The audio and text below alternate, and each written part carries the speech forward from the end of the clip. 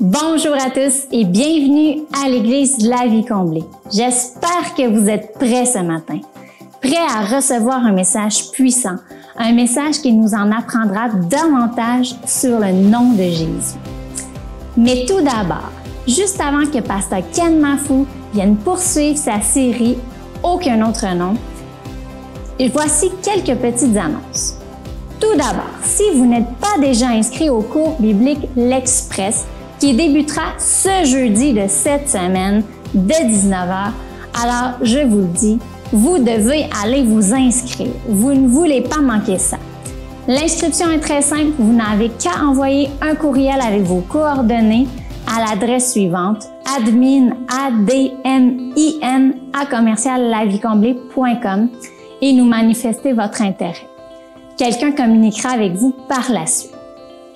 Vous savez, l'Express, c'est un cours biblique sur 3 sessions de 7 semaines qui toucheront vraiment beaucoup de sujets qui vous permettront de connaître davantage Dieu et de vous aider à grandir dans votre relation avec lui et découvrir vraiment les bons plans qu'il a pour vous. Ces cours bibliques qui seront donnés par Zoom toucheront différents sujets comme l'autorité du croyant, comme la grâce, la prière, plusieurs autres encore. Plusieurs personnes sont déjà inscrites et profitez-en. C'est un privilège pour les membres ou les gens qui fréquentent l'Église de la Vie Comblée. Donc, c'est à ne pas manquer. De plus, je tiens vraiment à remercier du fond du cœur les gens qui donnent à chaque semaine. Merci de nous aider à poursuivre la vision que Dieu a mis dans notre cœur pour l'Église de la Vie Comblée, qui est de transformer les vies par l'amour de Jésus. Merci, car c'est grâce à vous, grâce à vos dons, que nous pouvons poursuivre cela. La façon la plus simple d'aller donner est toujours en ligne en allant sur notre page web au www.lavicomblée.com en sélectionnant l'option « Faire un don ». Vous pourrez ainsi donner soit par carte de crédit ou encore par virement Interac. De plus, nous avons débuté il y a très peu de temps les paniers de Noël. Qu'est-ce que c'est les paniers de Noël? Alors, ce sont des paniers remplis de produits alimentaires qui sont donnés pour des familles de l'Église qui sont un peu plus dans le besoin ou dans une situation financière plus difficile pour le temps des fêtes. Nous voulons leur permettre de passer un bon temps des fêtes en famille. Donc, une épicerie leur est offerte. Si vous avez envie d'y contribuer, d'y participer à votre façon, vous pouvez le faire en donnant. C'est très simple. Vous n'avez qu'à vous rendre sur notre page web, au même endroit que lorsque vous voulez faire un don ou donner votre dîme. Mais plutôt que dîme et offrande, vous cliquez sur la petite flèche à côté et vous choisissez pain quotidien. Nous saurons alors que votre don est vraiment destiné pour les paniers de Noël afin d'aider des gens à être heureux et à ne manquer de rien pour le temps des fêtes. Merci à tous pour votre générosité. Et maintenant, préparez-vous à recevoir, préparez-vous à louer un grand Dieu qui est notre Dieu. Bon matin, la Vie Comblée. Dieu rassemble son peuple ce matin pour pouvoir le bénir. Alors, j'espère que vous êtes prêts à être bénis, à le louer, à vous réjouir, parce qu'il est le Dieu de l'impossible. Notre Dieu, c'est lui qui guérit les malades, qui ressuscite les morts. Amen! On a un grand Dieu!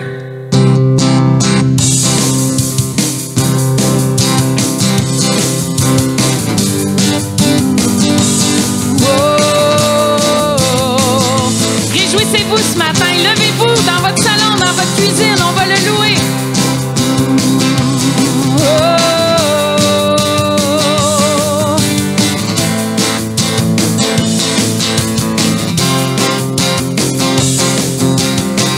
Je puis tout par toi qui me fortifie.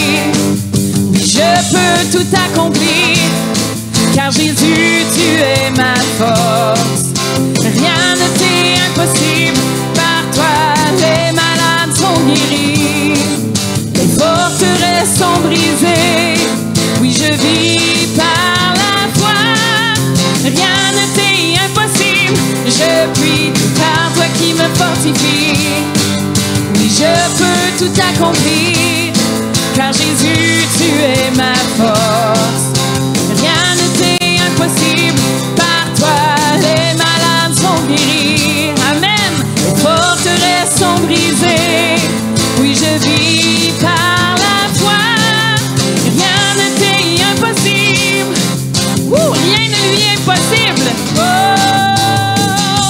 rien ne t'est impossible.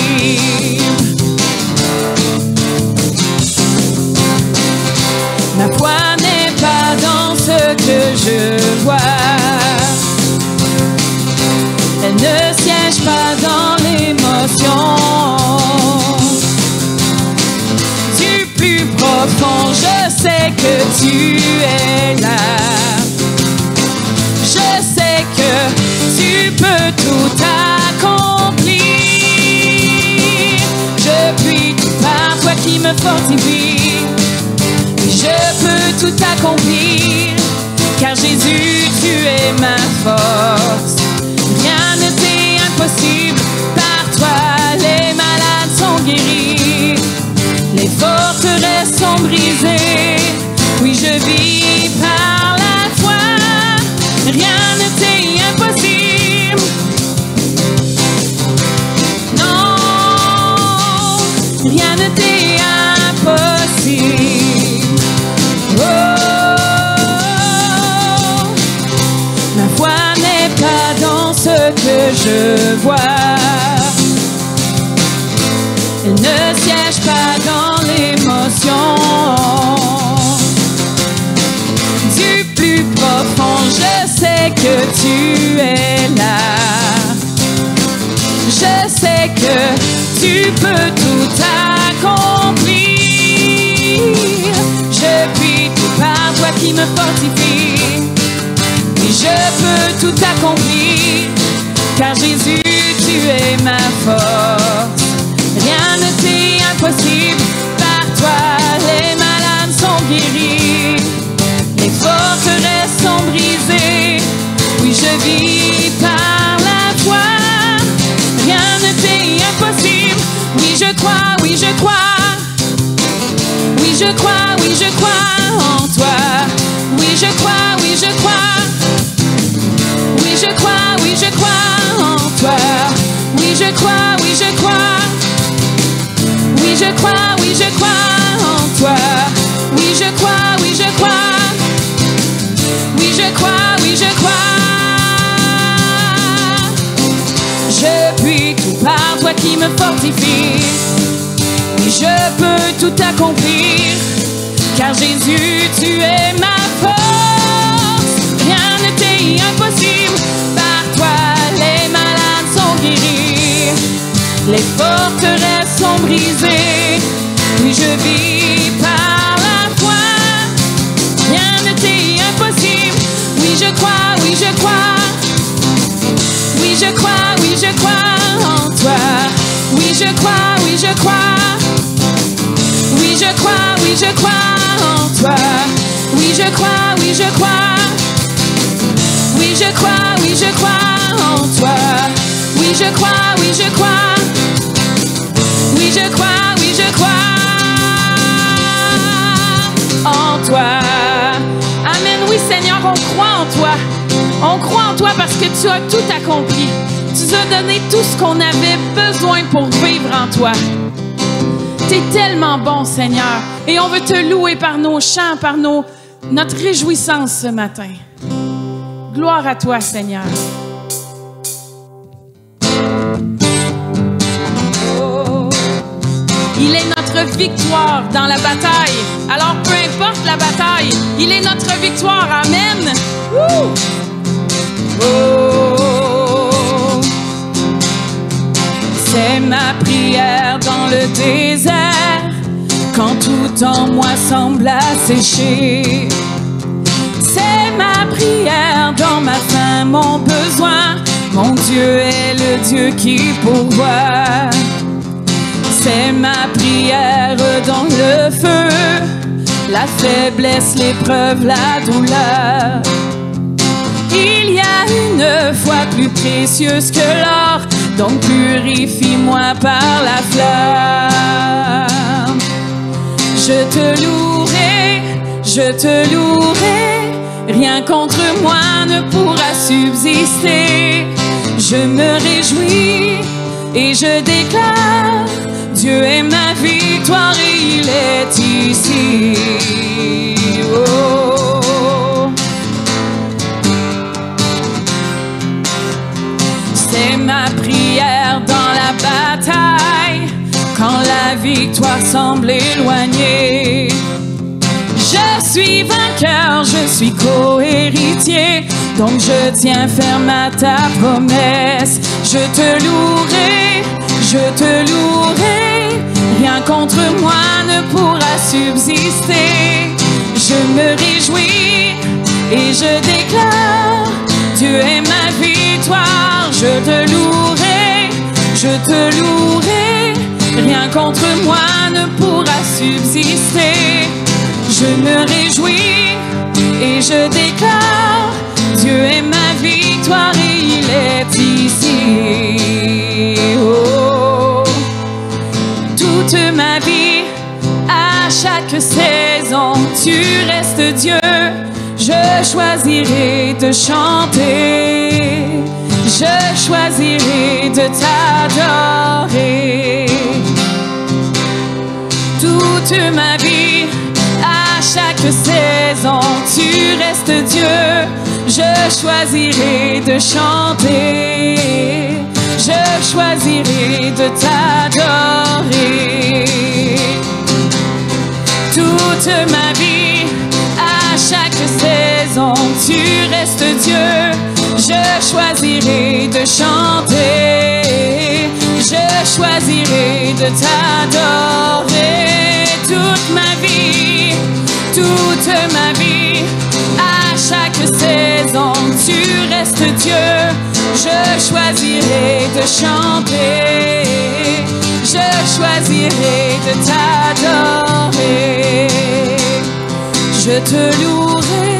Je te louerai, rien contre moi ne pourra subsister. Je me réjouis et je déclare, Dieu est ma victoire et il est ici. Je te louerai, rien contre moi ne pourra subsister. Je me réjouis et je déclare, Dieu est ma victoire et il est ici. Oh, tu es notre victoire, Jésus, tu es notre victoire. Oh, tu es notre victoire, Jésus, Jésus, tu as tout vaincu, la mort et le péché, Jésus. Alléluia, Alléluia. Gloire à toi, Seigneur. Gloire à toi, Seigneur. Tu es merveilleux. Tu es merveilleux.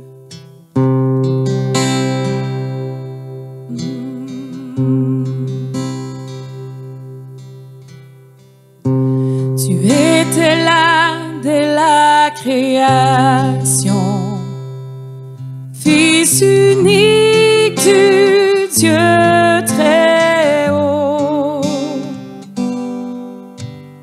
Les mystères de ta gloire révélés en toi, Christ notre Seigneur. Oh, ce nom est si merveilleux. Oh, ce nom est si merveilleux, le nom de Jésus-Christ, mon roi. Oh, ce nom est si merveilleux, sa beauté est sans pareil. Oh, ce nom est si merveilleux, le nom de Jésus.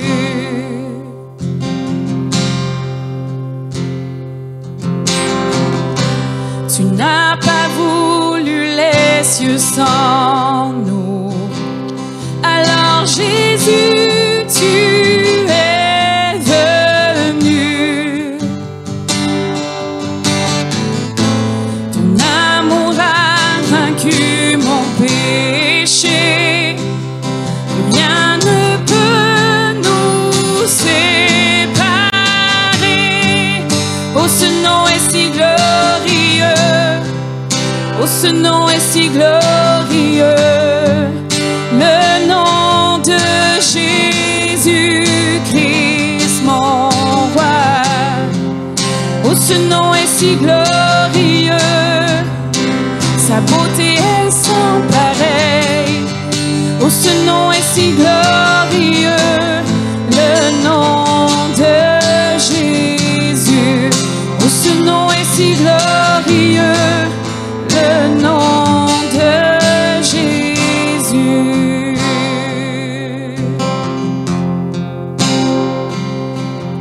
Tu es glorieux. Tu es merveilleux.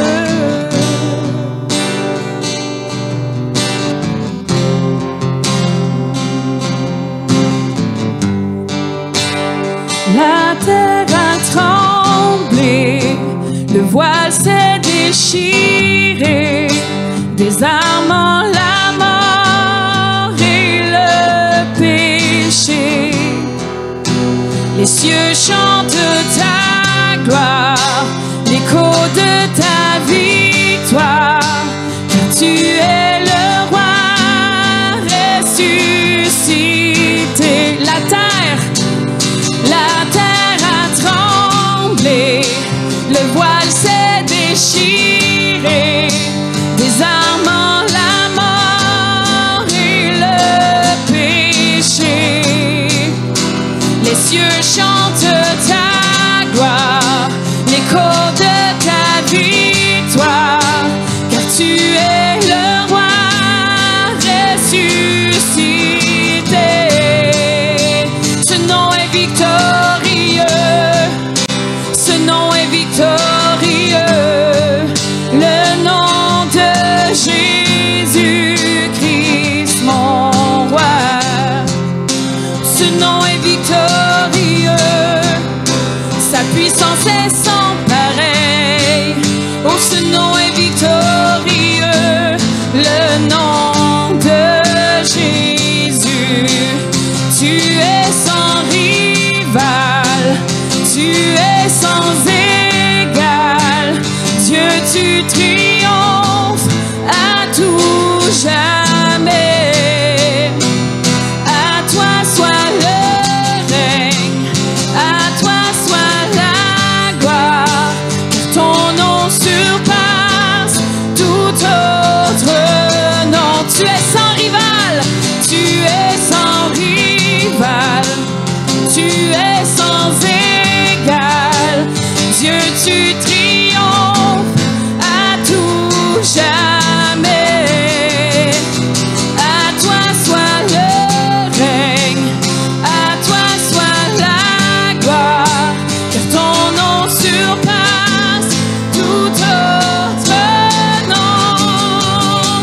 Ce nom est victorieux, ce nom est victorieux, le nom de Jésus-Christ, mon roi.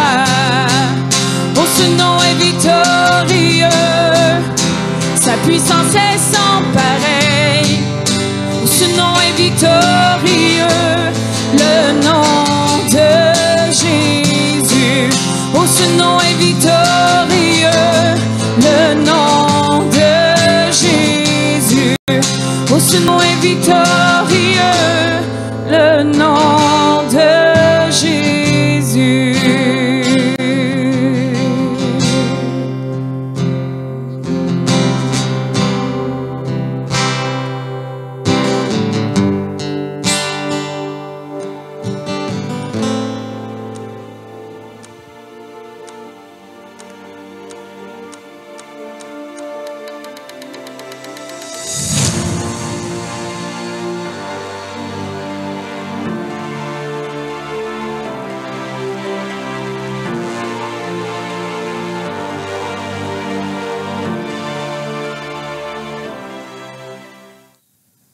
Wow! Ce nom est merveilleux, ce nom est glorieux, ce nom est victorieux. J'espère que à la maison, vous avez eu autant de... je m'excuse, je n'ai pas d'autres mots en ce moment, autant de plaisir de louer le Seigneur que nous l'avons eu ici en studio. Merci pour la louange. Puis c'est justement ce nom merveilleux, si glorieux que l'on veut élever aujourd'hui dans cette série-là, aucun autre nom. Mais juste vraiment avant d'entrer dans le vif du message, je voulais quand même prendre le temps de souligner puis de remercier, ou pas de remercier, pardon, de prendre le temps là, de parler de ce qui se passe, de ce qui s'est passé à Nice cette semaine dernière. Là, ceux qui sont peut-être pas au courant, jeudi dernier, si je ne m'abuse, là, il y a eu un attentat terroriste dans une église, une basilique là, dans la ville de Nice. Puis, nous avons des amis là-bas, pasteur Philippe et Rebecca Boulanger, qui sont là avec leur assemblée. J'ai eu le temps là, de parler un peu avec le pasteur Philippe. Puis, c'est sûr que la ville de Nice, hein, cette région-là, a été frappée, a été la cible dans les derniers mois, années de ce genre d'attentats, mais de bien d'autres choses aussi. Donc, je voulais simplement prendre le temps ce matin de souligner ça, puis de vous dire, pasteur Philippe, Rebecca, toute l'Église, là, que nos pensées, mais que nos prières également sont avec vous dans cette saison-là, qui peut être une saison difficile, mais que le Seigneur vous aide et vous accompagne à continuer la vision et la mission qu'il a mis dans votre cœur. Amen. Et justement, quand on regarde des choses comme ça, on se dit, wow, il n'y a aucun autre nom que celui de Jésus qui peut être élevé, aucun autre nom que celui de Jésus qui peut être la solution, qui peut emmener un baume, qui peut emmener la joie, qui peut emmener la paix dans tout ça. Et c'est justement ce nom-là que dans cette série, je veux souligner. Amen. La Bible entière est à propos de lui, OK?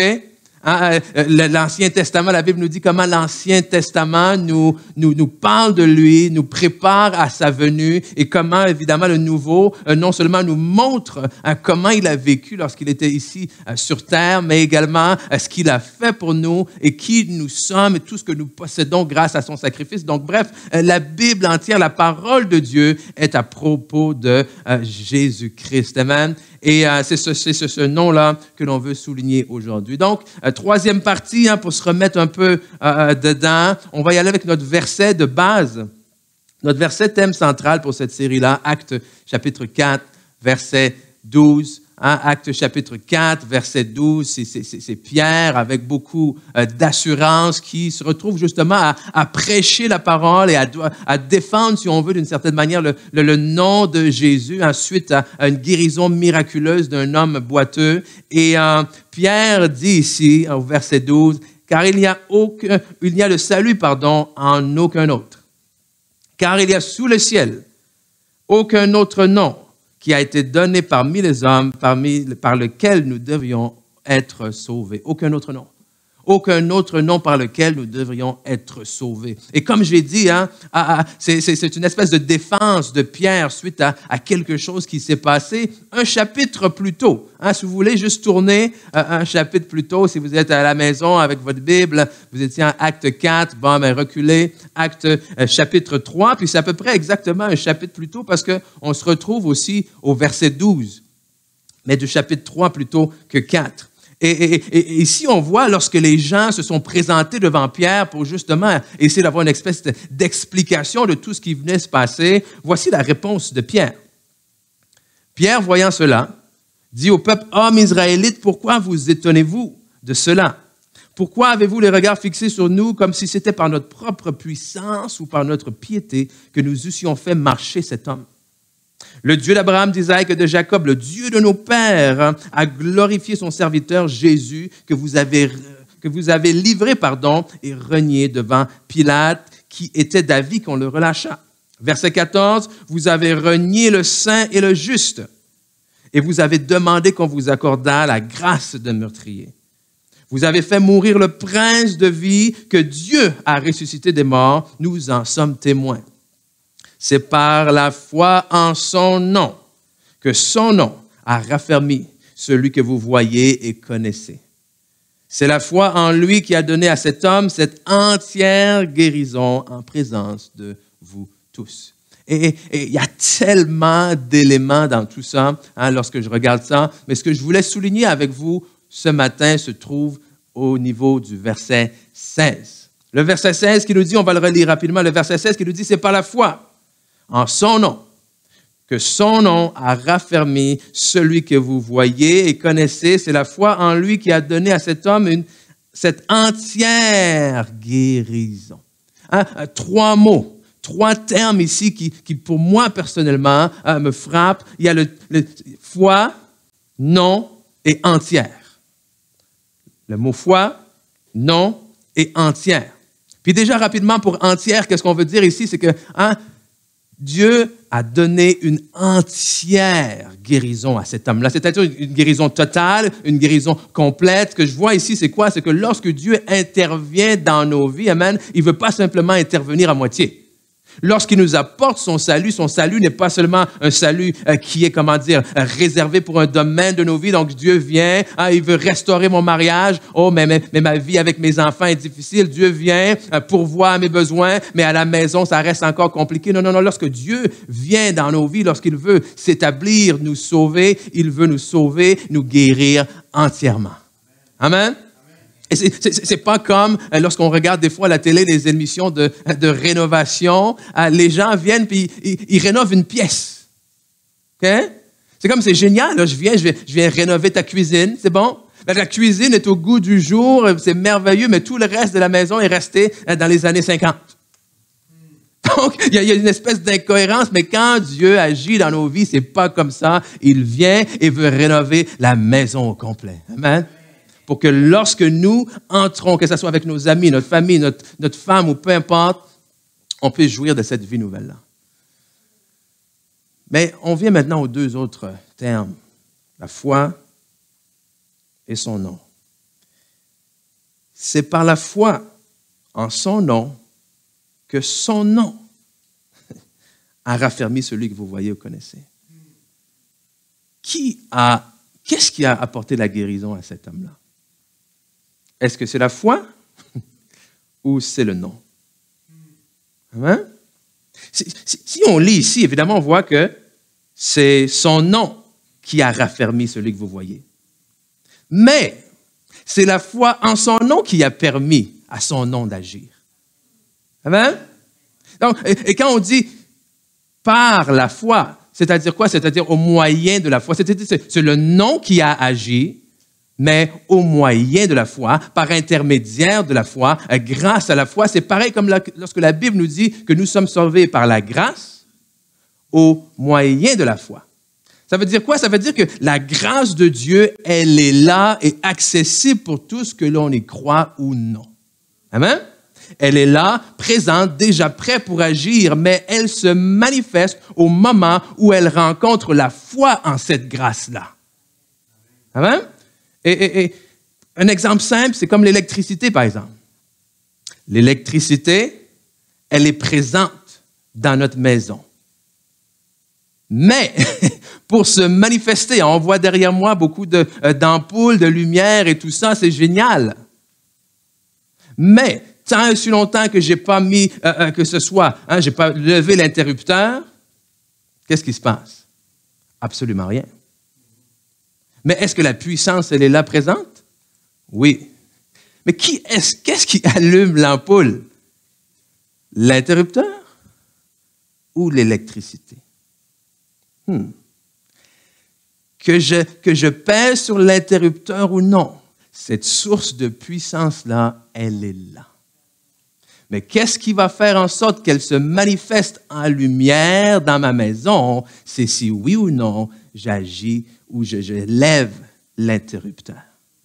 Et c'est là où Dieu ne veut pas seulement être présent dans nos vies. Et c'est génial de dire, wow, de la présence de Dieu. Est-ce qu'il y a des gens qui sont contents de pouvoir dire qu'ils ont la présence de Dieu en eux? Amen? Que Dieu habite en moi. Et c'est génial tout ça. Mais Dieu ne veut pas seulement que sa puissance habite en nous. Dieu veut que sa puissance se manifeste à travers nous. Amen?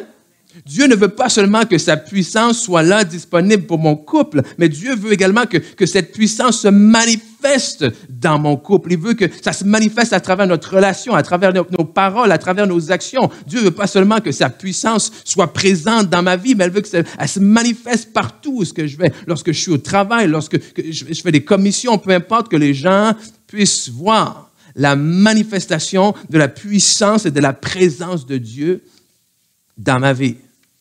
Mais pour ça, il faut allumer l'interrupteur. Et c'est là où aujourd'hui, dans les 2 prochaines semaines, aujourd'hui, je vais me pencher sur la foi. Et si Dieu le veut, si le Saint-Esprit ne nous dirige pas autrement, la semaine prochaine, je veux me pencher sur le non. Et la foi, bien, nous sommes une église de foi. Nous sommes une église qui croyons à la foi. Nous sommes une église qui prêchons la foi.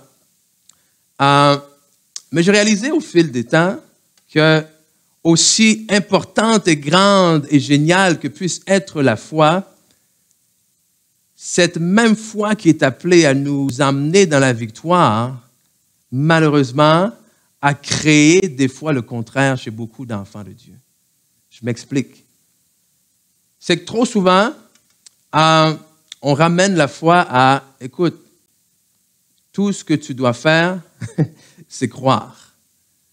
Donc, quand on entend ça et que ce n'est pas nécessairement faux, OK? Écoutez bien ce que je m'en vais avec tout ça. Et si je ne vois pas la manifestation de ce que Dieu promet dans ma vie, alors, inévitablement, qu'est-ce qu'on me dit? Ben, c'est parce que tu manques de foi. Si j'ai encore des symptômes dans ma vie, dans mon corps, si tu manques de foi, il faut juste que tu crois un peu plus. Crois un peu plus fort. Si je n'ai pas eu cet emploi pour lequel je priais, que je voulais avoir, tu avais juste à prier davantage. Tu avais juste à croire plus. Tu manques de foi, ce n'est pas compliqué pourtant. Mes enfants sont en désordre, je n'arrive pas à avoir le contrôle, mais si seulement tu n'avais juste un peu plus de foi, ça serait réglé. Et lorsqu'on entend ça, et que ça peut paraître très bien, mais quelle est la réaction? La réaction, c'est qu'on se met à travailler fort pour augmenter notre foi. Mais comment est-ce que tu travailles pour augmenter ta foi? Il faut que je croie plus, là. Et là, on se culpabilise et on tourne en rond. Et si on se culpabilise, est-ce que vous pensez qu'on va voir arriver la chose qu'on espère? Non.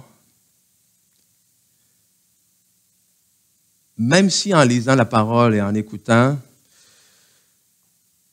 on peut trouver que ça fait bien du sens et c'est vers quoi, la Bible nous amène.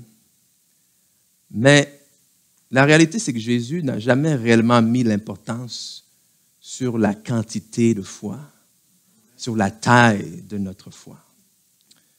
En fait, il y a un épisode où, en Luc chapitre 17, verset 5, les disciples posent à Jésus une simple question, ou lui font peut-être plutôt une requête. Les apôtres dirent au Seigneur, augmente-nous la foi. OK? Comprenez ce que ça veut dire, hein? Ils sont là devant Jésus et ils lui disent, Seigneur, fais que notre foi soit plus grande. Augmente-nous la foi. Et qu'est-ce que Jésus répond à ça? Si vous aviez de la foi comme un grain de sénévé, vous diriez à ce sycomore, déracine-toi et plante-toi dans la mer et il vous obéirait. Un grain de sénévé, l'autre version va nous parler de graines de moutarde. Croyez-le ou non, j'en ai un dans mes mains. OK? Je suis sûr que vous ne le voyez pas. En studio, vous arrivez à le voir, oui? OK? On le voit. Mais, imaginez là. Seigneur, augmente notre foi. Et Jésus leur montre ça. Fais que j'ai une foi plus grande, Seigneur. Et Jésus leur montre ça. Quelque chose de presque invisible. Et pour moi, c'est une manière de leur dire, non, ce n'est pas une question de combien de foi tu as. C'est une question de qu'est-ce que tu arrives à faire avec la foi que tu as. Okay? Et c'est là où il faut comprendre et revisiter, si on veut, cette question-là. Ce n'est pas une question d'effort, ce n'est pas une question d'essayer fort d'avoir plus de foi. Et Pierre et Jean l'ont dit eux-mêmes. Ils l'ont dit eux-mêmes lorsqu'on est arrivé, puis on les a questionnés par rapport à hey, mais comment est-ce que cet homme-là est guéri? Ils ont dit quoi? Ils ont dit, pensez pas que c'est par notre propre foi et par notre propre piété. Amen? Pourquoi avez-vous le regard fixé sur nous comme si c'était par notre propre puissance ou par notre propre piété? Il leur dit, c'est pas parce qu'on a travaillé plus fort. C'est pas parce qu'on est capable en nous-mêmes. C'est pas par notre propre piété. La piété, c'est quoi? En anglais, c'est godliness. Okay? C'est comme de dire de la vie de Dieu, vivre une vie pieuse. Et il leur dit, c'est pas parce qu'on a vécu une vie plus pieuse que vous. Amen? En d'autres termes, il leur dit, c'est pas parce qu'on est des meilleurs chrétiens que cet homme-là est guéri. Hein? C'est pas parce qu'on a jeûné pendant plus longtemps que vous. C'est pas parce qu'on a lu notre Bible plus que vous. C'est pas parce qu'on a donné plus d'offrandes que vous. C'est pas parce qu'on a cru plus fort que vous. C'est la foi en son nom. Hein? Que son nom a raffermi cet homme. Et avant de vous dire, mais comment, hein, c'est ce que je veux avec vous aujourd'hui, mais comment est-ce que je utilise justement cette foi-là que j'ai? Amen. Comment est-ce que j'active ça? Comment est-ce que tu me dis, OK, l'important, c'est pas tant d'en vouloir plus, mais de dire de faire ce que je peux avec ce que j'ai. OK, mais comment est-ce que je fais ça? Avant d'arriver là, j'aimerais partager une histoire, un autre épisode dans la Bible avec vous. Est-ce qu'on voit un autre homme ou est-ce que c'est une des seules fois, sinon la seule, si je m'abuse, où Jésus est étonné positivement devant la foi de quelqu'un, où il qualifie cette foi-là de grande.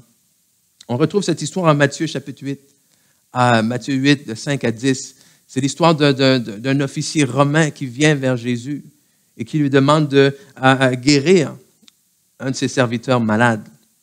Et en Matthieu 8, 5, la Bible nous dit, comme Jésus entrait à Capharnaüm, un centenier l'aborda, le priant en disant, « Seigneur, mon serviteur est couché à la maison, atteint de paralysie et souffrant beaucoup. » Jésus lui dit, « J'irai et je le guérirai. » Le centenier répondit, « Seigneur, je ne suis pas digne que tu entres sous mon toit, mais dis seulement un mot et mon serviteur sera guéri. » Et il lui explique maintenant. « Car moi qui suis soumis à des supérieurs, j'ai des soldats sous mes ordres et je dis à l'un va et il va, à l'autre viens et il vient et à mon serviteur fais cela et il le fait. » Après l'avoir entendu, Jésus fut dans l'étonnement.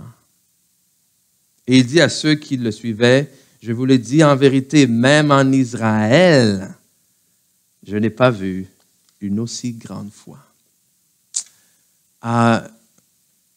Pourquoi? Même en Israël. C'est le contraste entre Israël et le centenier romain. Cet homme romain, dans l'histoire de l'époque, ne fait pas partie du peuple de Dieu. N'est pas un juif, n'est pas sous la loi de Dieu, n'a pas reçu les commandements de Dieu, n'est pas appelé à pratiquer tout ce que Dieu demande de pratiquer. Alors Jésus dit, même en Israël, même chez le peuple de Dieu, même chez ceux qui ont reçu la révélation de qui est Dieu, même chez ceux qui sont appelés à marcher jour après jour selon les commandements, même chez ceux qui, dès leur enfance, ont appris les Saintes Écritures, je n'ai jamais vu une aussi grande foi. Alors, ça nous ramène à la base, comme Pierre a dit, c'est pas à cause de notre piété, c'est pas à cause que nous sommes des meilleurs chrétiens que vous. Cet homme-là, centenier, romain, hors, si on peut dire, de l'alliance de Dieu, et pourtant Jésus ici est étonné de sa foi. Pourquoi? Qu'est-ce que je remarque ici? C'est ce que je veux vous dire aujourd'hui. Ce que je veux que vous reteniez, c'est que la foi est plus simple que ce que vous ne pensez. Et je crois qu'on l'a compliqué beaucoup. Elle est plus simple que ce que l'on pense. Alors, qu'est-ce que je fais? Qu'est-ce que je fais? Il faut comprendre déjà que pour moi ici, lorsqu'il dit grande foi, je ne pense pas qu'il parle de quantité de foi. Je pense qu'il parle plutôt de qualité de foi. Vous savez comment on dit « Ah, j'ai ressenti une grande joie. J'ai ressenti une grande tristesse. Okay? » Quand on dit ça, qu'est-ce qu'on veut dire? On parle de l'intensité de cette tristesse-là, de l'intensité de cette joie-là. Et pareillement, cette grande foi, je pense que ça nous ramène d'abord déjà à la qualité de la foi de cet homme-là. Donc, qu'est-ce qu'on veut faire pour grandir dans cette qualité de foi-là? 3 choses avec lesquelles je vais vous laisser aujourd'hui, s'il vous plaît. Soyez très attentifs. La première, c'est quoi? C'est sachez que la foi de Dieu est en vous. Sachez que la foi de Dieu est en vous. Et on revient avec cet exemple de l'électricité, là. Mon interrupteur a été conçu spécifiquement pour être capable de manifester la puissance qui est contenue dans mes murs. Amen? Mon interrupteur a été créé et conçu pour ça. Alors nous, pareillement, en tant qu'enfants de Dieu, nous avons été spécifiquement conçus pour refléter et manifester la puissance qui habite en nous. Et la foi de Dieu est déjà en nous. Pourquoi? Parce que l'Esprit de Dieu est en nous. Et l'Esprit de Dieu, c'est un esprit de foi. Parce qu'on est d'accord et on dit souvent ça. Hein? L'Esprit de Dieu en nous va toujours vouloir faire la volonté de Dieu, n'est-ce pas? Vous avez déjà entendu ça? Et c'est vrai. Okay? Mon esprit, l'Esprit de Dieu qui est en moi, va toujours vouloir me diriger à faire la volonté de Dieu. Le problème maintenant, c'est ma chair, c'est mon âme, c'est mes pensées et tout ça. Mais l'Esprit va toujours vouloir m'amener à faire la volonté de Dieu. Mais non seulement ça, l'Esprit de Dieu veut toujours que je fasse la volonté de Dieu, mais l'Esprit de Dieu croit toujours que je peux faire la volonté de Dieu. Amen? Donc, le Saint-Esprit qui est en moi est continuellement dans la foi. Wow. Grain de sénévé est déjà là. Galates 5, 22. Les fruits de l'Esprit. Hein? Les conséquences d'avoir l'Esprit de Dieu en moi. Les bénéfices d'avoir l'Esprit de Dieu en moi. L'amour, la joie, la paix, la patience, la bonté, la bienveillance, la foi, hein? La douceur, la maîtrise de soi. Et là où certaines versions vont dire foi, d'autres vont dire fidélité. Mais cette fidélité-là, c'est quoi? C'est justement de croire en la fidélité de Dieu. Okay? C'est de dire, wow, lorsque je reçois l'Esprit de Dieu en moi, je reçois la paix, je reçois la joie, je reçois l'amour de Dieu qui est en moi. Pourquoi? La Bible nous dit, on sait que l'amour de Dieu est en nous. Pourquoi? Dans le Saint-Esprit qu'il nous a donné. Mais pareillement, je sais que la foi de Dieu est en moi à cause du Saint-Esprit qui m'a été donné. Donc, lorsque je suis appelé à agir dans la foi, c'est pas appelé à agir à 100% d'une manière charnelle par mes propres efforts. Non, je pars déjà de la base de la foi de Dieu qui est en moi.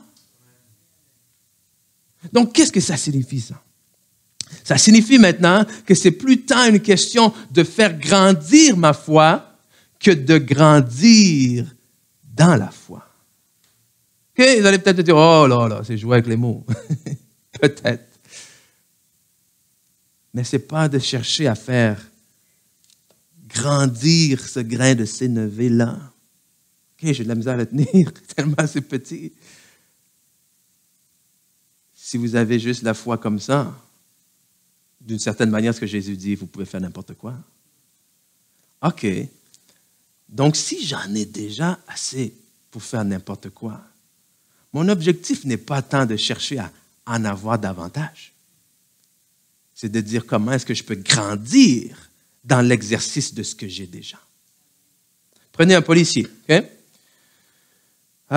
Prenez 2 policiers.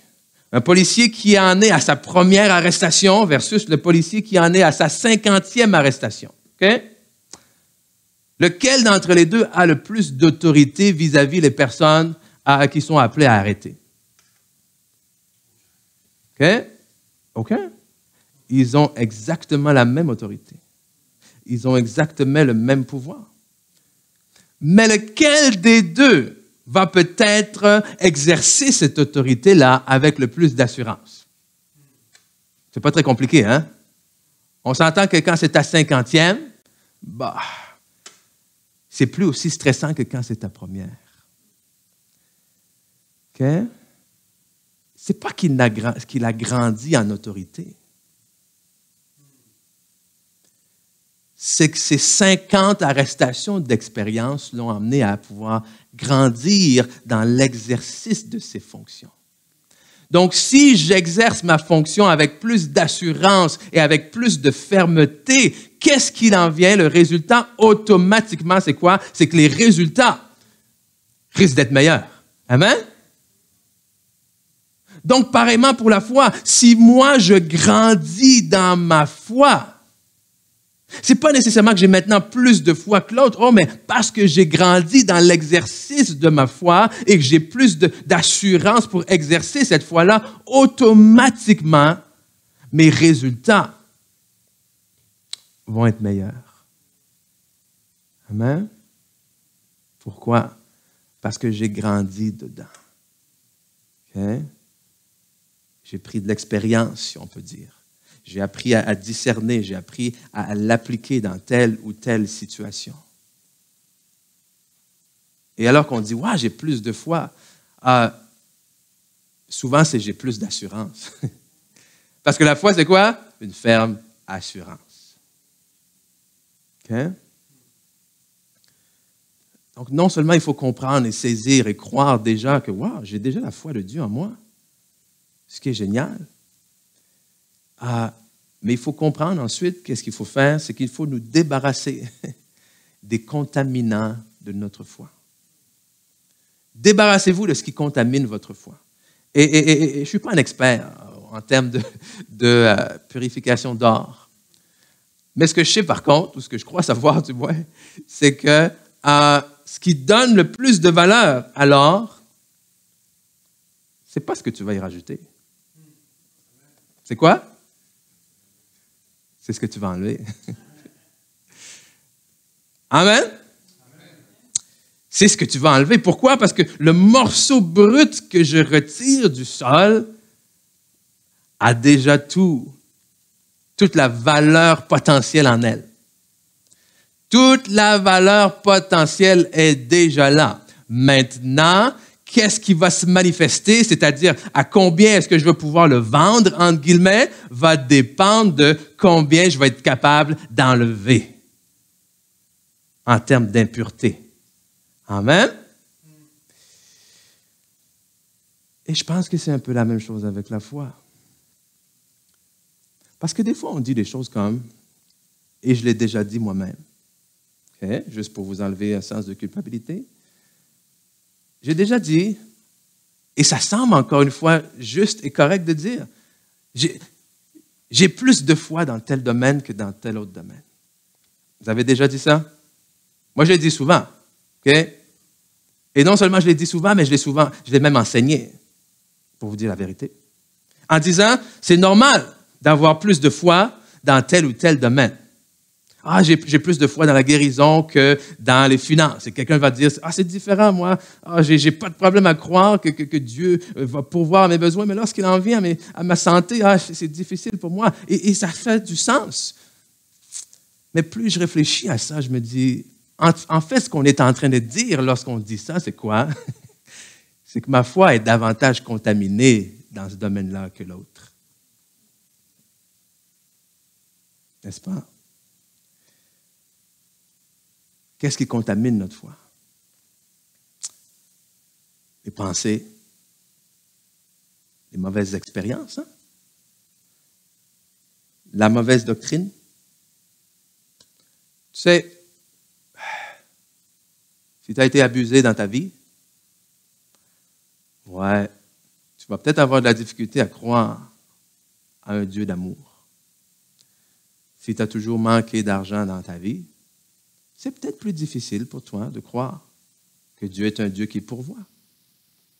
Si tu t'es fait enseigner tout le temps que si tu es malade, c'est de ta faute, oui, c'est peut-être difficile de croire à un Dieu qui guérit. Donc, ce n'est pas que tu as moins de foi dans ce domaine-là, c'est que c'est plus contaminé. Et on a besoin d'enlever ces contaminants-là. Pourquoi? Parce qu'encore une fois, la foi de Dieu est là en vous. L'Esprit de Dieu est là, puis il crie, tout est possible à celui qui croit. C'est ce qu'il dit, l'Esprit de Dieu. Amen? Mais notre chair, nos pensées disent, oui, mais tu te souviens de cette période-là. Oui, mais tu te rappelles telle expérience-là. Oui, mais tu... Non. Donc, qu'est-ce qu'on doit faire pour décontaminer? On doit purifier notre foi, entre guillemets, avec la vérité de la parole de Dieu. Il n'y a pas d'autre solution. Avec la vérité de la parole de Dieu, pour que la vérité vienne chasser le mensonge. Hein? Et plus on s'alimente de ce qui est vrai, plus on chasse nos pensées. Et c'est là le réel combat, à mon avis, de la foi. C'est combat, le bon combat de la foi, c'est oui, garde la foi à travers toutes les persécutions, à travers tout ce qui va être difficile et tout ça, mais combattre le combat de la foi, c'est pas essaye toujours d'avoir une foi plus grande. Non, non, non. Combattre le combat de la foi, c'est il faut que tu restes constamment dans la foi que tu as déjà et empêche les mauvaises pensées de venir. Dans le nom de Jésus, on rend toute fausse pensée captive à l'obéissance de Christ. Dans le nom de Jésus, les mensonges qui viennent, non, c'est pas ça. C'est ça le combat de la foi. Et pour ceux et celles qui le vivent, vous savez à quel point c'est un combat qui est énorme. Amen? C'est un combat qui est énorme. C'est pas une histoire de t'as pas assez de foi. Oh non, non, j'en ai de la foi. Il faut juste que je me batte à tous les jours pour préserver cette foi-là. Parce qu'elle est constamment attaquée. Amen? Donc, je vais vous ressortir d'ici aujourd'hui, qu'à la maison, quand vous allez vous lever, finalement, pour continuer votre journée, respirez, enlevez. Il n'y a plus de condamnation pour ceux qui sont en Jésus-Christ. Ce n'est pas juste parce que vous n'avez pas assez cru. Et s'il vous plaît, je vous dis ça comme ça, OK? Parenthèse, ce n'était pas dans mes notes. Lorsque vous avez quelqu'un qui vient vers vous, chercher conseil, chercher à être exhorté et qui vit des situations difficiles, s'il vous plaît, essayez de vous retenir que la première chose que vous lui dites, ce n'est pas simplement « tu as juste à croire plus ». OK? S'il vous plaît, là. Vous savez à quel point ça peut faire mal, ça? Parce que si vous m'écoutez en ce moment-là, il y a des grosses chances que vous avez déjà une certaine foi. Amen? OK?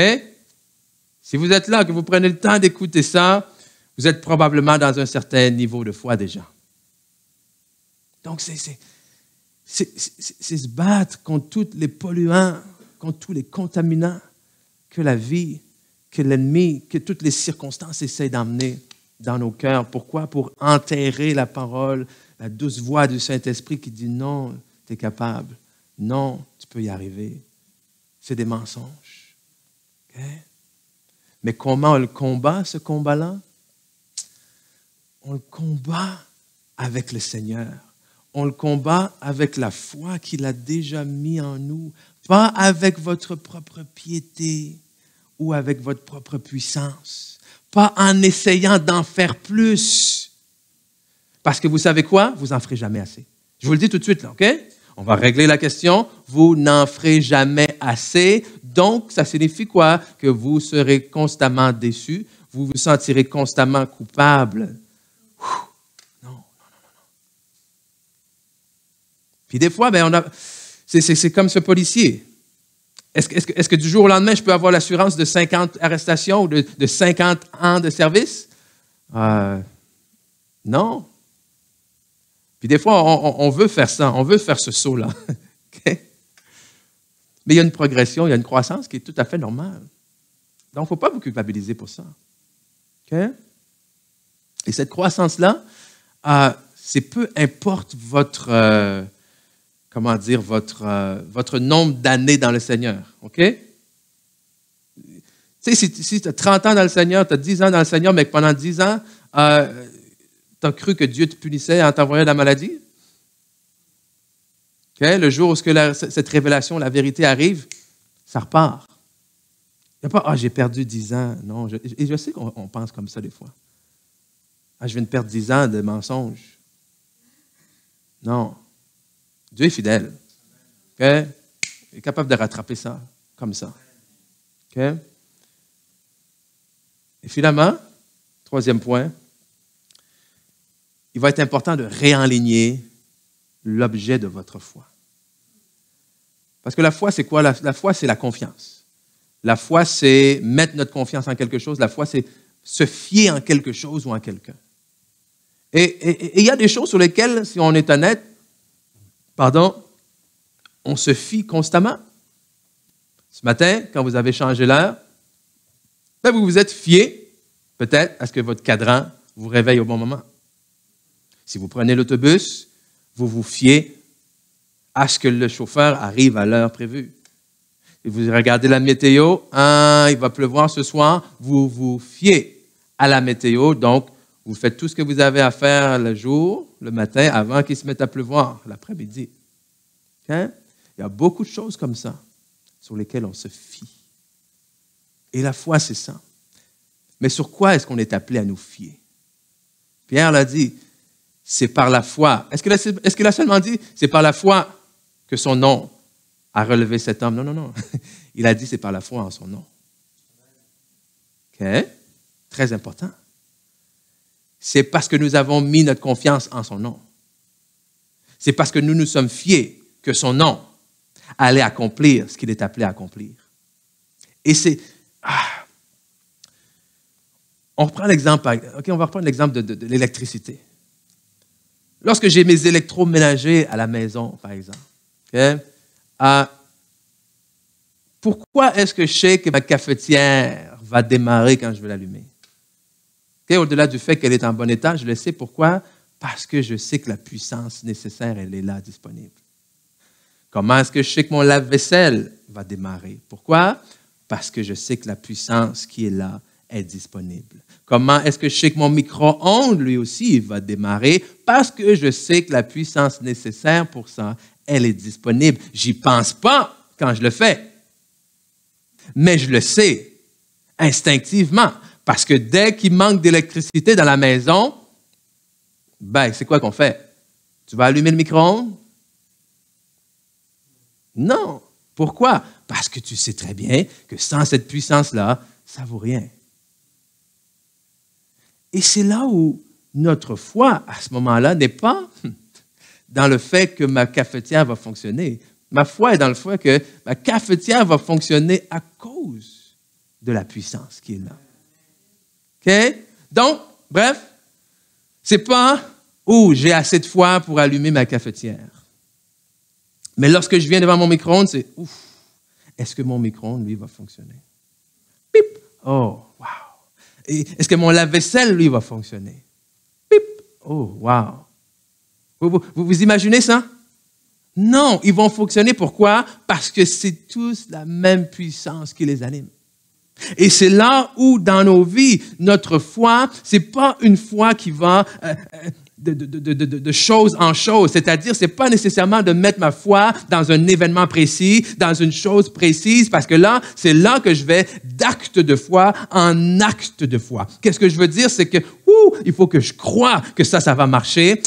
J'arrive à y croire, mais dans une semaine, il va m'arriver quelque chose d'autre. Mais est-ce que je vais croire que ça va fonctionner? Ça fonctionne, mais est-ce que ça va marcher? Puis dans 2 semaines, il va arriver quelque chose d'autre, un autre acte de foi qui va me demander de dire, je vais me concentrer assez fort pour être capable de croire à ça. Nous ne sommes pas appelés de vivre d'acte de foi en acte de foi, mais nous sommes appelés à vivre une vie de foi, mes amis. Amen? Pourquoi? Parce que celui qui agit dans chacun des actes, c'est la même puissance.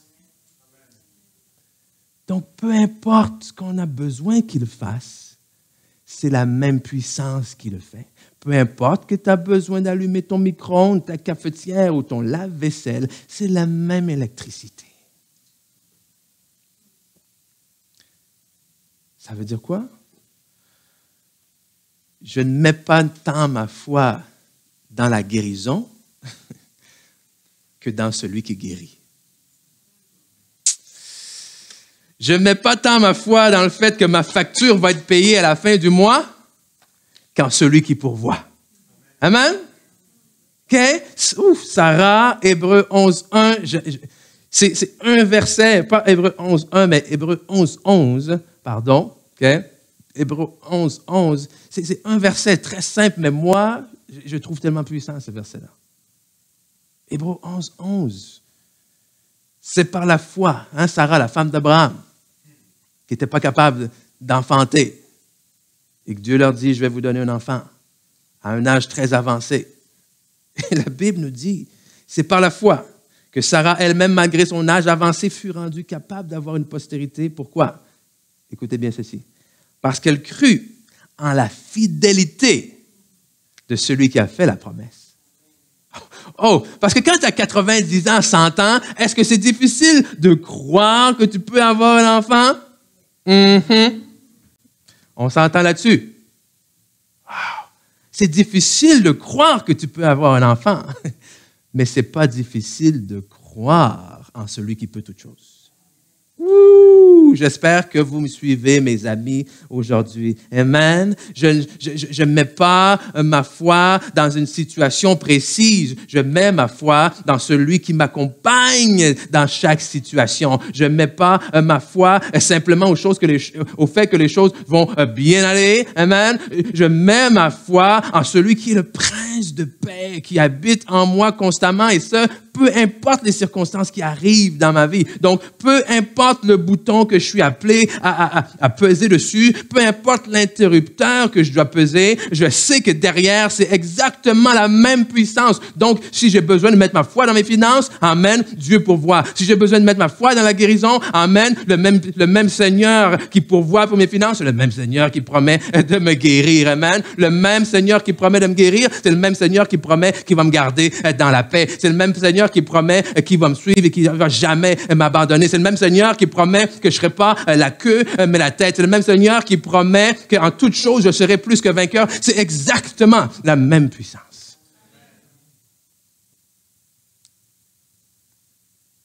Et c'est lui, Jésus-Christ. C'est lui et lui seul qui doit être l'objet de notre foi. Okay? Parce que si on commence à compartimenter ou whatever, vous comprenez ce que je veux dire? Okay? Ce mot m'échappe tout d'un coup. À faire des compartiments, okay? À faire des catégories. Oui, on retombe facilement dans « oui, je suis capable de croire pour ça. Je suis capable de croire pour ça. » Mais ici, j'ai plus de difficultés. Mais alors la question c'est « mais pourquoi tu crois pour ça d'abord? » Parce que la foi qui va te permettre de voir ça réalisé, c'est la même foi qui va te permettre de voir ça réalisé. Amen. C'est plus simple que ce qu'on peut penser. Mais en réalité, des fois, c'est plus compliqué d'enlever des choses que d'en rajouter des nouvelles. D'enlever des anciennes façons de penser, de mentalité, que d'amener juste du nouveau. Et c'est là qu'on va devoir travailler. Okay? S'il y a un travail qu'on doit faire, s'il y a un combat qu'on doit faire, encore une fois, comme je l'ai mentionné plus tôt, c'est celui du renouvellement de nos pensées, celui du renouvellement de notre intelligence. Okay? Et c'est pour ça que pour moi, c'est tellement important les choses comme l'Express, que ce soit avec l'Express, que vous soyez à la maison, peu importe, il faut prendre du temps dans la parole. Amen. Il faut prendre du temps dans l'étude de la parole. Parce que la parole de Dieu qui va avoir un effet dans votre vie, c'est la parole de Dieu. Okay? Qu'est-ce que je veux dire par là? C'est celle qui est appelée à faire un impact dans votre vie, c'est la parole de Dieu, pas celle que vous lisez et que vous pensez qu'elle veut dire. Mais ce que vous allez recevoir, c'est ça. Si je lis ma parole et que je pense que c'est ça que ça veut dire, alors c'est ce résultat-là, malheureusement, que je vais expérimenter et non celui que le Seigneur voulait vraiment dire. Amen. Donc, prenez du temps pour vous plonger dedans. Prenez du temps pour vous plonger dedans, vivre dans la foi. Alors, écoute, c'est un sujet à la foi qu'on peut élaborer. Hein? À l'école biblique, écoute, on a passé des 12 heures et plus juste pour parler de la foi.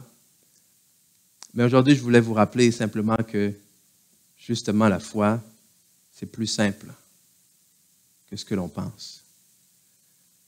C'est déjà d'abord et avant tout un beau cadeau de Dieu. Amen. Un don que Dieu a mis en nous. Et c'est là où je veux terminer en vous amenant à un verset que plusieurs d'entre nous connaissons. En Jean chapitre 3, versets 16 et 17. Jean chapitre 3, versets 16 et 17.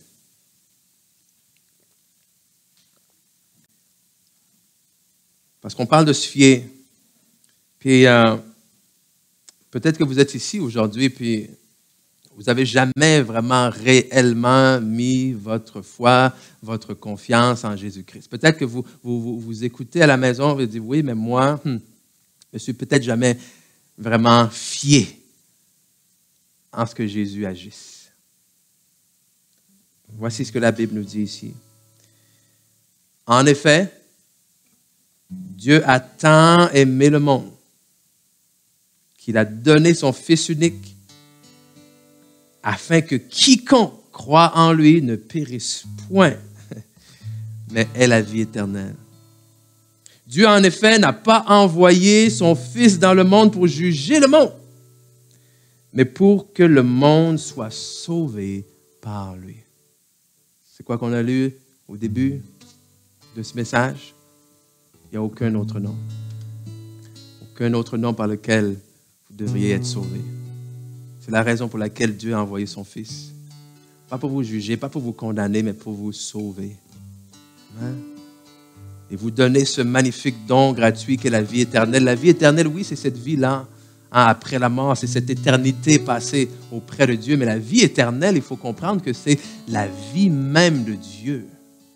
Que lorsque vous recevez la vie éternelle, pourquoi est-ce que vous allez pouvoir justement vivre l'éternité avec Dieu? C'est parce que vous avez reçu la vie même de Dieu. Ce qu'on appelle le Zoé de Dieu. Qui renferme quoi? Wow. Qui renferme l'amour de Dieu, la grâce de Dieu, toute la nature de Dieu est en nous. Et ça fait quoi? Ça, c'est appelé pas seulement à être une présence qui vous garde jusqu'au jour où vous allez quitter cette terre et vivre éternellement avec lui. C'est une présence, c'est une vie qui est là en vous, qui est appelée à se manifester. Amen? Dans la vie, dans votre vie autour, dans vos situations autour. Donc, lorsque vous recevez la vie éternelle de Dieu, cette vie-là est appelée à se manifester dans votre mariage, à se manifester dans votre famille, à se manifester dans votre corps, à se manifester dans votre emploi, à se manifester partout là où vous allez. Pourquoi? Parce que partout là où vous allez, Dieu est avec vous. Et comme on aime dire, si Dieu est avec nous, qui sera contre nous? Hein? Dieu ne veut pas seulement venir résider en vous. Il veut se manifester à travers vous. Il veut d'abord transformer votre vie afin de pouvoir transformer également la vie des autres autour de vous. Donc, si c'est vous ce matin, si pour la première fois vous voulez dire oui, je veux mettre ma confiance, oui, je décide aujourd'hui de me fier en Jésus-Christ. Amen. De croire, la Bible nous dit de croire dans notre cœur que Jésus-Christ est Seigneur. Amen. De croire dans notre cœur qu'il est ressuscité des morts et de déclarer de notre bouche qu'il est notre Maître, qu'il est notre Seigneur. La Bible nous dit que lorsque l'on fait ça, alors nous sommes sauvés. Alors nous recevons cette vie éternelle-là, appelée à nous transformer. Croire que Jésus-Christ est le Fils de Dieu, qu'il est mort et ressuscité pour nos péchés, qu'il est assis maintenant à la droite de Dieu pour prier et intercéder en notre faveur, qu'il a promis de ne jamais nous laisser ni nous abandonner. C'est le don gratuit qu'il vous offre ce matin. Alors, si vous le désirez, je vous invite simplement à faire cette prière-là avec moi. Et on va dire ensemble, Père éternel, je te remercie. Je te remercie pour le don gratuit de ton Fils Jésus. Un don que tu m'as donné par ta grâce, que je n'ai pas mérité, mais que j'accepte aujourd'hui par ma foi, par ma confiance en toi. Et je déclare que je suis enfant de Dieu, que je reçois la vie éternelle, la vie nouvelle en Jésus-Christ, appelé à transformer ma vie. Dans le nom de Jésus. Amen. Wow. Amen, amen, amen. Si vous avez fait cette prière, félicitations. On a des indications qui vont suivre. Je rappelle encore une fois avant de terminer, c'est ce jeudi qu'auront lieu la première partie, première session de nos cours bibliques, l'Express, qui nous amène justement à arriver à comprendre davantage qu'est-ce que Dieu a pour nous pour être en mesure de le manifester davantage. Donc, j'attends de vous voir en grand nombre. Sinon, passez une excellente semaine. Soyez bénis. Dimanche prochain, on va se pencher sur le nom. Et cette semaine, je vous donne comme exercice, comme devoir, de grandir, pas de faire grandir votre foi, mais de grandir dans votre foi. Amen. De vous rapprocher du Seigneur pour qu'il vous aide dans sa parole à enlever les contaminants et toutes les autres choses pour vous aider à marcher de plus en plus avec assurance, avec fermeté dans la foi qu'il vous a donnée. Amen. Donc, soyez grandement bénis. Je vous aime. Puis, on se revoit bientôt. OK? Bye-bye. Si c'est pour vous ce matin, si c'est vous qui avez fait cette prière pour la première fois, ou si encore elle vous a touché, que vous avez des questions à propos de cette prière, alors vraiment, n'hésitez pas à nous écrire. Vous pouvez le faire via notre Messenger sur notre page Facebook ou encore sur notre page web www.lavicomblée.com dans Contact. Il nous fera vraiment un grand plaisir de communiquer avec vous et de pouvoir répondre à vos questions et vous accompagner dans cette nouvelle marche avec Jésus. Merci à tous d'avoir été présents aujourd'hui. N'oubliez pas, même si nos assemblées le dimanche matin ne peuvent avoir lieu au cinéma, l'Église La Vie Comblée est toujours ouverte. Nous sommes là pour vous accompagner. Nous sommes là pour vous aider. S'il y a quoi que ce soit, vous pouvez communiquer avec nous en appelant à nos bureaux ou encore en nous écrivant sur notre page web. Il nous fera un grand plaisir de vous répondre. Nous vous aimons et vous souhaitons un très bon dimanche.